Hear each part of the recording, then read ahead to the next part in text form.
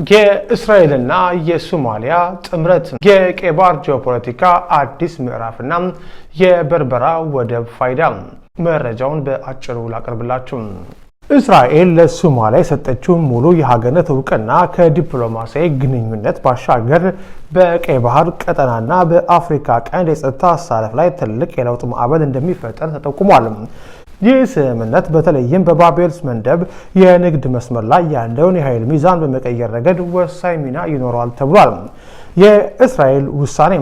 የእስራኤል ውሳኔ በዋነኝነት ያነጣጠረው በየመን የሁቲ አማጽያን የሚሰነዝሩትን ጥቃት ለመመከት የሚያስችል ስትራቴጂካዊ አጋር በምስራቅ አፍሪካ ለመፍጠር እንደሆነ የፖለቲካ ተንታኞች ይገልጻሉ። የባብ-ኤል መንደብ መተላለፊያ እስራኤልን ከኤዥያና ከአፍሪካ ጋር የሚያገናኝ ወሳኝ የንግድ አንገት ነው። ከቅርብ ጊዜ ወዲህ በኢራን የሚደገፉት የሁቲ አማጽያን በዚህ መስመር በሚያልፉ መርከቦች ላይ ጥቃት በመሰንዘር ዓለም አቀፍ ንግድን እያስተጓጎሉም ይገኛሉ። እስራኤል ለሶማሊላንድ እውቅና መስጠቷ በቀይ ባህር ደቡባዊ ጫፍ ላይ ወታደራዊና የደህንነት መረብ ለመዘርጋት እንዲሁም የሁቲን እንቅስቃሴ በቅርብ ርቀት ለመቆጣጠር ያስችላታል ተብሎ ይታመናል። የዚህ አዲስ ግንኙነት ዋና ማጠንጠኛ የሶማሊያው በርበራ ወደብ ነው። ይህ ወደብ በዓለም አቀፍ ንግድ መተላለፊያ የሚገኝና ጥልቅ የባህር ወለል ያለው በመሆኑ ለወታደራዊ አገልግሎትና ለሎጂስቲክ ወሳኝ እንደሆነ ይነገራል።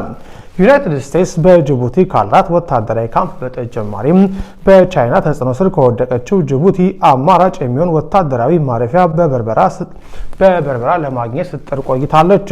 የእስራኤል እውቅና ለአሜሪካም በርበራ ለመቆጣጠር በር ሊከፍትላት እንደሚችል ይገመታል።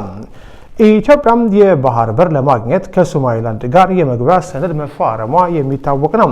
የእስራኤል መግባት የኢትዮጵያን ፍላጎት ሊያጠናክር ወይም በቀጠናው የሚኖረውን የውጭ ኃይሎች ፉክክር ሊያወሳስበው ይችላል። የእስራኤል እርምጃ ለሌሎች ምዕራባውያን ሀገራት በተለይም ለአሜሪካም አዲስ የቤት ስራ ሰጥቷል። ዋሽንግተን እስካሁን አንድ ሶማሊያ የሚለውን ፖሊሲ ስትከተል ብትቆይም ስትራቴጂካዊ አጋሯ እስራኤል የወሰደችው እርምጃና የበርበራ ወደብ ወታደራዊ ጠቀሜታ አሜሪካ አቋሟን እንድትመረምር ግፊት ሊፈጥርባት ይችላል። አንዳንድ ተንታኞች አሜሪካ በቀጥታ እውቅና ባትሰጥም ከሶማሊላንድ ጋር ያላትን የጸጥታና የኢኮኖሚ ግንኙነት ወደ ላቀ ደረጃ ልታሻገር እንደምትችልም ይገምታሉ። ምንም እንኳን እውቅናው በይፋ ቢታወጅና መሪዎችን ቢስማሙም ቀጣይ ሂደቶች አሁንም በጉም ውስጥ ናቸው። ኤምባሲዎች የሚከፈቱበት ቀን፣ የሚላኩት አምባሳደሮች ማንነት እንዲሁም እስራኤል በሶማሊላንድ ልታደርግ ያሰበችው ወታደራዊ እንቅስቃሴ ወይም ቤዝ የመመስረት እቅድ ካለ ማለት ነው ዝርዝር ጉዳዮች ወደፊት የሚታዩ ይሆናሉ። ይህ በእንዲህ እንዳለ ደግሞ የሶማሊያ ፌዴራል መንግስት ይህንን ስምምነት እንደ ሉዓላዊነት ጥሰት በመቁጠር ከግብፅና ከቱርክ ጋር ያለውን ወታደራዊ ስምምነት ሊያጠናክር እንደሚችል ተንታኞች ይናገራሉ።